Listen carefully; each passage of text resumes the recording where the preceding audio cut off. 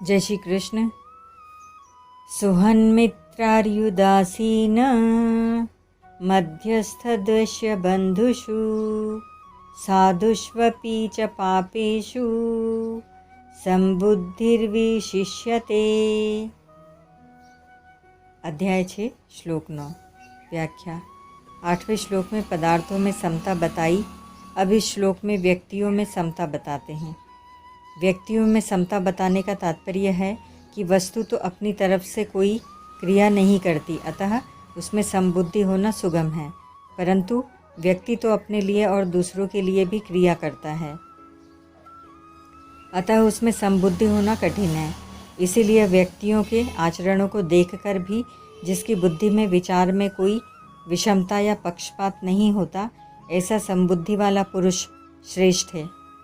सुहन्मित्रार्यु दासीन मध्यस्थ द्वेष्य बंधुषु, जो माता की तरह ही पर ममता रहित होकर बिना किसी कारण के सबका हित चाहने के और हित करने के स्वभाव वाला होता है, उसको सुहृद कहते हैं। और जो उपकार के बदले उपकार करने वाला होता है, उसको मित्र कहते हैं। जैसे सुहृद का बिना कारण दूसरों का हित करने का स्वभाव होता है, ऐसे ही जिसका बिना कारण दूसरों का अहित करने का स्वभाव होता है, उसको अरि कहते हैं। जो अपने स्वार्थ से अपना अथवा अन्य किसी कारण विशेष को लेकर दूसरों का अहित अपकार करता है, वह द्वेष्य होता है। दो आपस में वाद विवाद कर रहे हैं, उनको देखकर भी जो तटस्थ करता है, किसी का किंचन मात्र भी पक्षपात नहीं करता और अपनी तरफ से कुछ कहता भी नहीं, वह उदासीन कहलाता है। परंतु उन दोनों की लड़ाई मिट जाए और दोनों का हित हो जाए, ऐसी चेष्टा करने वाला मध्यस्थ कहलाता है। एक तो बंधु अर्थात संबंधी है और दूसरा बंधु नहीं है, पर दोनों के साथ बर्ताव करने में उसके मन में कोई विषम भाव नहीं होता। जैसे उसके पुत्र ने अथवा अन्य किसी के पुत्र ने कोई बुरा काम किया है, तो वह उनके अपराध के अनुरूप दोनों को ही समान दंड देता है। ऐसे ही उसके पुत्र ने अथवा दूसरे के पुत्र ने कोई अच्छा काम किया है, तो उनको पुरस्कार देने में भी उसका कोई पक्षपात नहीं होता। साधुष्वपि च पापेषु समबुद्धिर्विशिष्यते। श्रेष्ठ आचरण करने वालों और पाप आचरण करने वालों के साथ व्यवहार करने में तो अंतर होता है और अंतर होना ही चाहिए। यह उन दोनों की हितैषिता में अर्थात उनका हित करने में, दुख के समान उनकी सहायता करने में, उसके अंतःकरण में कोई विषम भाव पक्षपात नहीं होता। सब में एक परमात्मा है, ऐसा स्वयं में होता है। बुद्धि में सबकी हितैषिता होती है, मन में सबका हित चिंतन होता है और व्यवहार में परता ममता छोड़कर सबके सुख का संपादन होता है। जहाँ विषम बुद्धि अधिक रहने की संभावना है, वहाँ भी समबुद्धि होना विशेष है। वहाँ समबुद्धि हो जाए तो फिर सब जगह समबुद्धि हो जाती है। इस श्लोक में भाव, गुण, आचरण आदि की भिन्नता को लेकर 9 प्रकार के प्राणियों का नाम आया है। इन प्राणियों के भाव, गुण, आचरण आदि की भिन्नता को लेकर उनके साथ बर्ताव करने में विषमता आ जाए तो वह दोषी नहीं है, कारण कि वह बर्ताव तो उनके भाव, आचरण, परिस्थिति आदि के अनुसार ही हैं और उनके लिए ही हैं, अपने लिए नहीं। परंतु उन सब में परमात्मा ही परिपूर्ण है। इस भाव में कोई फर्क नहीं आना चाहिए और अपनी तरफ से सबकी सेवा बन जाए, इस भाव में कोई भी अंतर नहीं आना चाहिए। तात्पर्य यह हुआ कि जिस किसी मार्ग से जिसको तत्वबोध हो जाता है, उसकी सब जगह समबुद्धि हो जाती है, अर्थात किसी भी जगह पक्षपात न होकर समान रीति से सेवा और हित का भाव हो जाता है। जैसे भगवान संपूर्ण प्राणियों के सुहृद हैं। सुहृदम सर्वभूतानां, गीता 5:29। ऐसे ही वह सिद्ध कर्मयोगी भी संपूर्ण प्राणियों का सुहृद हो जाता है। सुहृदः सर्वदेहिनां, श्रीमद्भागवत 3:25-21। यहाँ सुहृद, मित्र आदि नाम लेने के बाद अंत में साधुष्वपि च पापेषु कहने का तात्पर्य है कि जिसकी श्रेष्ठ आचरण वालों और निकृष्ट आचरण वालों में संबुद्धि हो जाएगी, उसकी सब जगह संबुद्धि हो जाएगी। कारण कि संसार में आचरणों की ही मुख्यता है, आचरणों का ही असर पड़ता है। आचरणों से ही मनुष्य की परीक्षा होती है, आचरणों से ही श्रद्धा अश्रद्धा होती है। स्वाभाविक दृष्टि आचरणों पर ही पड़ती है और आचरणों से ही सद्भाव दुर्भाव पैदा होते हैं। भगवान ने भी यद दाचरति श्रेष्ठ इस्तत्व देवेतरो जनः 3:21 कहकर आचरण की बात मुख्य बताई है। इसीलिए श्रेष्ठ आचरण वाले और निष्कृष्ट आचरण वाले, इन दोनों में समता हो जाएगी तो फिर सब जगह समता हो जाएगी। इन दोनों में भी श्रेष्ठ आचरण वाले पुरुषों में तो सद्भाव होना सुगम है, पर पाप आचरण वाले पुरुषों में सद्भाव होना कठिन है। अतः भगवान ने यहाँ अपि च 2 अवयवों का प्रयोग किया है, जिसका अर्थ है और पाप आचरण करने वालों में भी जिसकी संबुद्धि है वह श्रेष्ठ है।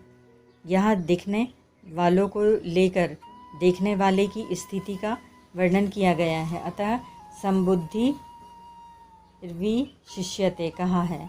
देखने वाले में जो संबुद्धि होती है वह हरेक को दिखती है नहीं, पर साधक के लिए तो वही मुख्य है, क्योंकि साधक मैं अपनी दृष्टि से कैसा हूँ ऐसे अपने आप को देखता है। इसीलिए अपने आप से अपना उद्धार करने के लिए कहा गया है। 6 अध्याय का 5वां श्लोक। संसार में प्रायः दूसरों के आचरणों पर ही दृष्टि रहती है। साधक को विचार करना चाहिए कि मेरी दृष्टि अपने भावों पर रहती है या दूसरे के आचरणों पर। दूसरों के आचरणों पर दृष्टि रहने से ही जिस दृष्टि से अपना कल्याण होता है वह दृष्टि बंद हो जाती है और अंधेरा हो जाता है।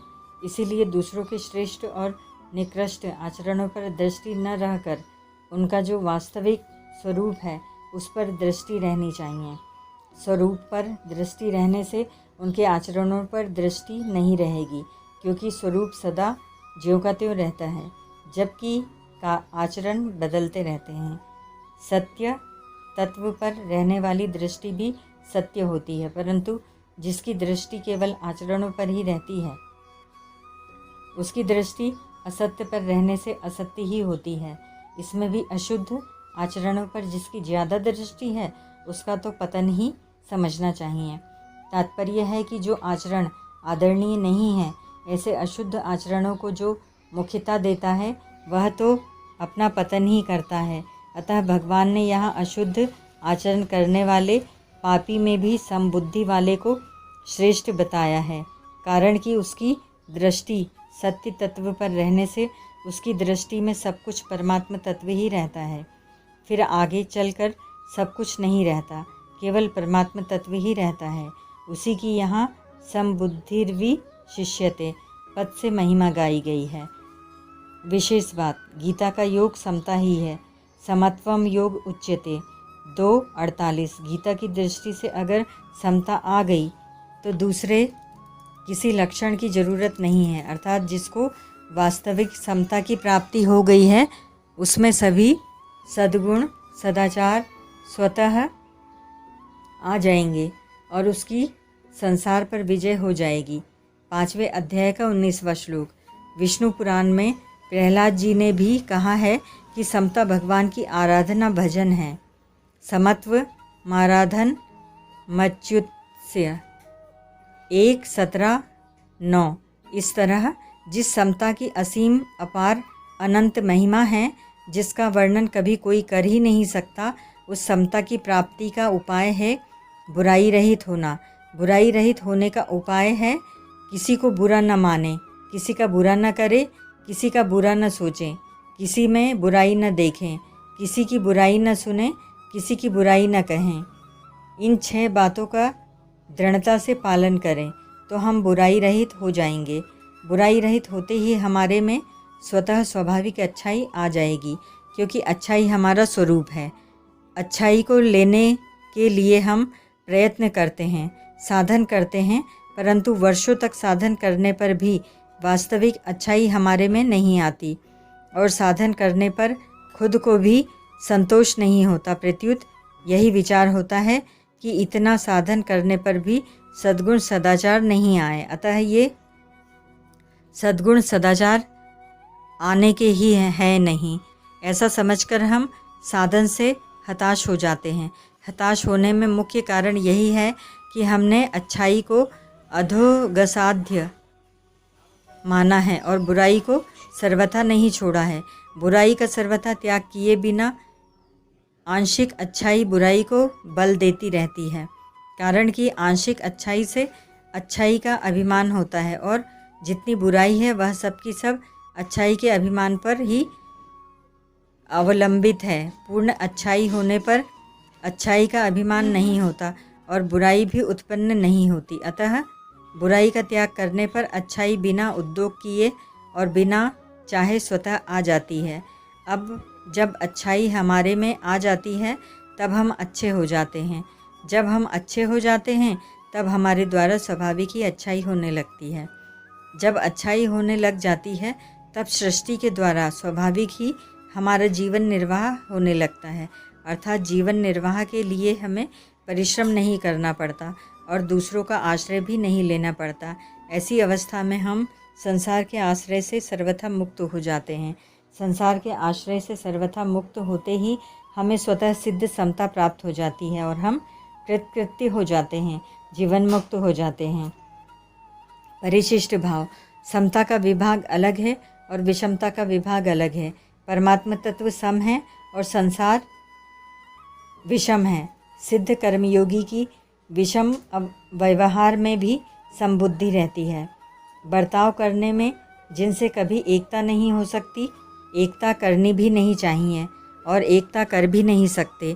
इन मिट्टी के ढेले, पत्थर तथा स्वर्ण में और सुहृद मित्र, वैरी उदासीन, मध्यस्थ, द्वेष्य, साधु तथा पापी व्यक्तियों में भी उसकी समबुद्धि रहती है, कारण कि उसको एक परमात्मा के सिवाय कुछ नहीं है ऐसा अनुभव हो गया है।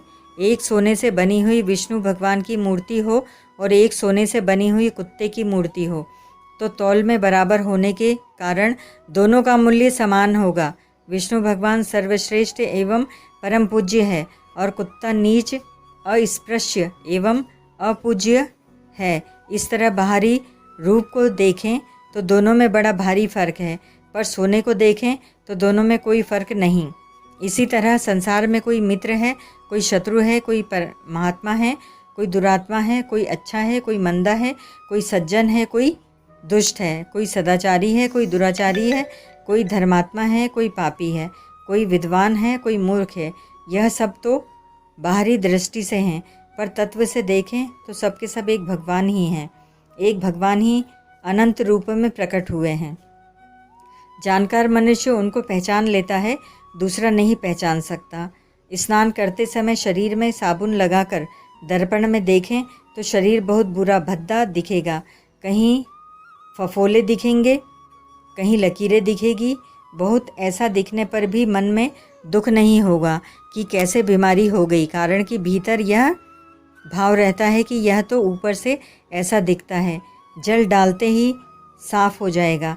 ऐसे ही सब परमात्मा के स्वरूप हैं, पर ऊपर से शरीर में उनका अलग अलग स्वभाव दिखता है। वास्तव में ऊपर से दिखने वाले भी परमात्मा के ही स्वरूप हैं, पर अपने राग द्वेष के कारण वे अलग अलग दिखते हैं। जो बात 5वें अध्याय के दूसरे श्लोक में कर्मयोगो विशिष्यते पदों से कही थी, वही बात यहाँ समबुद्धि विशिष्यते पदों से कही है। समबुद्धि वाला मनुष्य निर्लिप्त रहता है। निर्लिप्त रहने से योग होता है, लिप्तता होते ही भोग हो जाता है। समबुद्धि तीनों योगों में है, पर कर्मयोग में विशेष है, क्योंकि भौतिक साधना होने से कर्मयोगी के सामने विषमता ज़्यादा आती है। ओम तत्सत।